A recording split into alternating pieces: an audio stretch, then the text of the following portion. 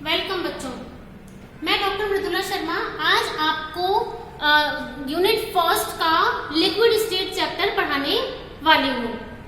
बच्चों, हमें पता है कि लिक्विड स्टेट पदार्थ की एक अवस्था है, क्योंकि कुल अवस्थाएं हमारे पास होती है ठोस, द्रव, गैस और इसके अलावा कोलाइडी अवस्था है, फिर आजकल प्लाज्मा अवस्था आ गई है। तो अवस्थाओं में से एक है हमारे पास द्रव अवस्था। अब देखो, द्रव अवस्था की जो गुण हमें निकालने हैं, तो उनके गुणों को निकालने के लिए हमको क्या करना पड़ेगा, बाकी की जो स्टेट्स हैं उनसे हमें इसको कंपेयर करना पड़ेगा। अब हमें पता है कि द्रव अवस्था हम किस प्रकार से प्राप्त कर सकते हैं। या तो आप किसी ठोस को गर्म कर दो उसके गलनांक बिंदु तक, यदि हम सॉलिड स्टेट को उसके मेल्टिंग पॉइंट तक गर्म कर देंगे तो हमें लिक्विड स्टेट मिल जाती है। और इसी प्रकार से अगर आप किसी गैस को कंडेंस कर देते हो, संघनित कर देते हो उसके क्रांतिक ताप तक, जिसको हम कहते हैं क्रिटिकल टेम्परेचर, तो भी हमें द्रव अवस्था मिल जाती है। तो हम ये कह सकते हैं कि द्रव अवस्था एक तरीके से ठोस और गैस की मध्यवर्ती एक इंटरमीडिएट स्टेट आ गई है। तो इसके गुणधर्म किस प्रकार के होंगे? क्या वो सॉलिड स्टेट जैसे प्रॉपर्टीज रखे हुए हैं कि वो गैस स्टेट की जैसी प्रॉपर्टीज रखे हुए हैं? तो ये हमें पता लगाना है। तो किस प्रकार के कैरेक्टरिस्टिक्स हम स्टडी करेंगे, उसके लिए सबसे अच्छा एग्जांपल बच्चों आपके नेचुरल स्टेट में ही है कि हम अगर जल को स्टडी करते हैं तो जल हमारा बर्फ के रूप में जो ठोस अवस्था है, द्रव के रूप में जो जल अवस्था है, और जो वाष्प के रूप में उसका गैसेज अवस्था है, वो हमें मिल जाती है। तो देखिए बच्चों, इन तीनों में ही अवयव तो H2O है, कंपोनेंट तो H2O ही है, लेकिन ये आइस की फॉर्म में सॉलिड, जल के फॉर्म में लिक्विड और वाष्प के रूप में गैस स्टेट को ये बना करके रखता है। तो हम जिन गुणों को स्टडी करना चाहते हैं उसके लिए एग्जांपल हम वाटर ही लेंगे। तो सबसे पहले जो फिजिकल प्रॉपर्टीज हैं वो हम कौन सी वाली देखेंगे? सबसे पहले आप देखोगे उसका घनत्व कितना है, डेंसिटी कैसी है द्रवों की, ठोसों से ज्यादा समानता रखती है कि वो गैसों से ज्यादा समानता रखती है। बच्चों, आप अगर हम बर्फ जमाते हैं, आपने देखा है फ्रीज करते हो आप, तो वाटर का फ्रीजिंग पॉइंट 0 डिग्री है, लेकिन अगर हम उसको मेल्ट करें तो आइस का मेल्टिंग पॉइंट 0 डिग्री है। इसका मतलब कि 0 डिग्री पर आइस भी मिलती है और 0 डिग्री पर वाटर लिक्विड स्टेट में भी मिलता है। तो हमने जब सबसे पहले बर्फ को ठोस अवस्था में 0 डिग्री पर निकाला, उसका घनत्व ज्ञात किया, तो हमें कितना मिल रहा है? 0.92 ग्राम पर सेंटीमीटर क्यूब। ये हमको इसका घनत्व मिलता है। जब हमने 0 डिग्री पर ही उपस्थित वाटर को 0 डिग्री सेंटीग्रेड पर जो वाटर प्रेजेंट है उसकी डेंसिटीज कैलकुलेट की, तो हमको कितनी मिली? 0.99 ग्राम पर सेंटीमीटर क्यूब। आप देख सकते हैं बच्चों कि ठोस और द्रव, सॉलिड एंड लिक्विड स्टेट्स की डेंसिटीज में कितनी ज्यादा सिमिलरिटी है, बहुत ज्यादा अंतर नहीं, ऑलमोस्ट इक्वल है। अब अगर हम इसको वाष्पित करना चाहते हैं बच्चों द्रव को, तो हम क्या करेंगे? एक तरीके से जल को हमें उसके क्वथनांक बिंदु तक, उसके मेल्टिंग पॉइंट तक गर्म करना पड़ेगा। तो हम क्या करेंगे? वाटर को गर्म करेंगे 100 डिग्री सेंटीग्रेड पर। तो 100 डिग्री सेंटीग्रेड पर वेपर स्टेट और उसके लिक्विड स्टेट इक्विलिब्रियम में होते हैं, साम्य अवस्था आती है, जिसमें कि 100 डिग्री पर जल भी उपस्थित होता है और 100 डिग्री पर उसकी वाष्प भी होती है। तो हम क्या देखेंगे? जो 100 डिग्री पर वेपर बनी है, उस वेपर की डेंसिटी आपने जब निकाली तो वो 0.0008 ग्राम पर सेंटीमीटर क्यूब। और जब हमने उसी 100 डिग्री पर उपस्थित जल को देखा तो वो हमें मिला 100 डिग्री पर 0.89 ग्राम पर सेंटीमीटर क्यूब। आप खुद देखिए बच्चों, गैसीय अवस्था और द्रव अवस्था में सेम ताप पर, समान ताप के ऊपर डेंसिटीज में कितना डिफरेंस हमें मिल रहा है, बहुत ज्यादा अंतर मिल रहा है। इसका मतलब कि घनत्वों में तो द्रव अवस्था की ज्यादा समानता ठोस से पाई गई। ये प्रोसेस करने के लिए हमें क्या करना पड़ रहा है बच्चों? टेम्परेचर देना पड़ रहा है। ठोस को गलाने के लिए भी हमें टेम्परेचर देना पड़ रहा है, सॉलिड को मेल्ट करने के लिए, और द्रव को गैसीय अवस्था में लाने के लिए, वाष्पित करने के लिए भी जल को हमें टेम्परेचर देना पड़ रहा है। तो हम नेक्स्ट जो गुण निकालेंगे, इसका जो हम मेन कैरेक्टरिस्टिक कैलकुलेट करेंगे, that is heat of fusion and heat of vaporisation, मतलब गलन की और वाष्पन की गुप्त ऊष्माओं के मान भी हम निकालेंगे। तो सबसे पहले तो बच्चों गुप्त ऊष्मा होती क्या है? व्हाट इज लेटेंट हीट, है ना, क्या होती है? अगर मान लीजिए बच्चों आप ठोस से द्रव अवस्था प्राप्त करना चाहते हैं तो हमको पता है कि अगर आप इकाई ग्राम 1 यूनिट ग्राम जो हमारे पास सॉलिड है, 1 ग्राम ठोस को गर्म करके द्रव अवस्था में परिवर्तित करने हेतु जितनी ऊष्मा की आवश्यकता है उसके क्वथनांक बिंदु तक गलनांक बिंदु तक वो उसकी हीट ऑफ फ्यूजन होती है, गलन की ऊष्मा होती है। मतलब the heat required to convert 1 gram of solid into the liquid state at its melting point is known as heat of fusion, गलन की गुप्त ऊष्मा है। इसी प्रकार से अगर आप 1 ग्राम द्रव जल को वाष्पित करना चाहते हो तो 1 ग्राम द्रव जल को उसके क्वथनांक बिंदु पर वाष्पित करने के लिए जितनी ऊष्मा की आवश्यकता है वो उसकी वाष्पन की गुप्त ऊष्मा कहलाती है।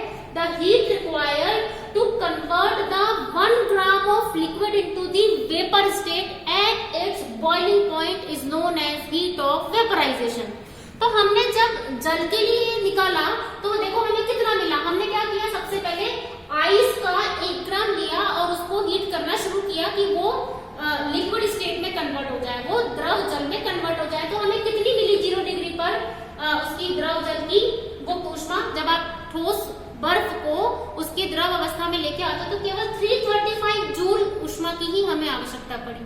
लेकिन जब हम उसको वाष्पित कर रहे हैं तो कहाँ पे करना पड़ेगा, ऑब्वियसली आपको 0 डिग्री सेंटीग्रेड से उसको 100 डिग्री सेंटीग्रेड तक गर्म करना पड़ेगा ताकि वो वाष्पित हो जाए। तो 100 डिग्री सेंटीग्रेड पर जो वेपर हमें मिल रही है उसके लिए कितनी ऊष्मा की आवश्यकता पड़ रही है, लेटेंट हीट गुप्त ऊष्मा, वो है 2260 जूल्स।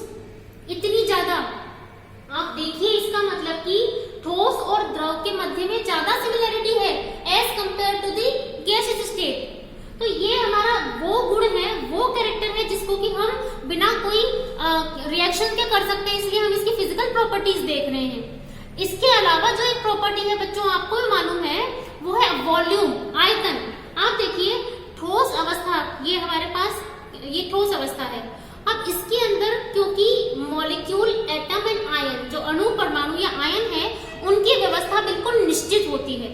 डेफिनेट पोजीशंस वो अपने यूनिट सेल में और उसके बाद उसके क्रिस्टल में वो ऑक्यूपाई करके रखते हैं। तो उनका जो आकार है और उनका जो आयतन है वो बिल्कुल डेफिनेट होता है, वो बिल्कुल फिक्स होता है ना, हम उसको चेंज नहीं कर सकते। इसी प्रकार से अगर आप गैसीय अवस्था देखते हैं तो गैसों में क्या है, मॉलिक्यूल एक दूसरे से बहुत ज्यादा दूर होते हैं, एक दूसरे से डिस्टेंसेस पे होते हैं कि एक मॉलिक्यूल दूसरे मॉलिक्यूल की प्रेजेंस से इफेक्ट नहीं करता, उनकी फ्री मूवमेंट्स उससे इफेक्ट नहीं होती हैं। तो वो जो गैस के मॉलिक्यूल है वो फ्रीली मूव करते हैं, उसमें वैकेंसीज ज्यादा है और उसमें इंटरेक्शंस कम है। तो गैसों में तो ना आप कोई आकार है और ना ही उनका कोई आयतन है।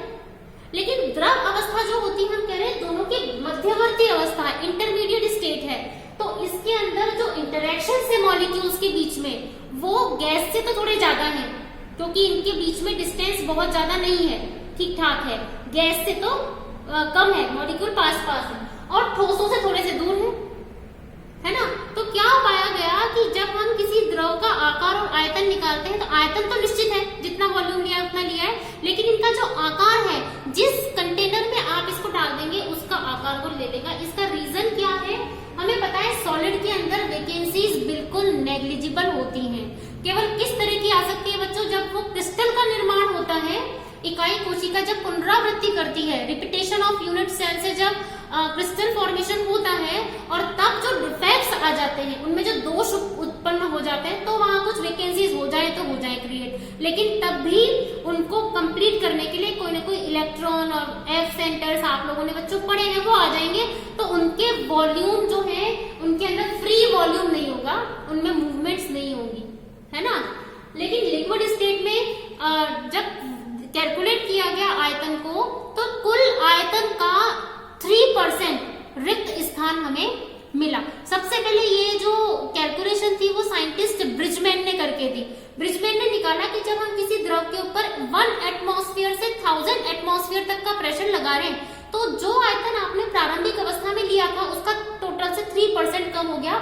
इट मीन्स उसमें 3% वेकेंट स्पेस था, जिस कारण से कि उसमें कंप्रेशन हुआ। तो जो नेक्स्ट प्रॉपर्टी हमें पढ़नी है ना बच्चों, उसके ऊपर इंपॉर्टेंटली क्वेश्चन आता है, क्वेश्चन पूरा आता है कि what are the structural differences between solid, liquid and gases, कि तीनों अवस्थाओं में संरचनात्मक भिन्नता क्या है।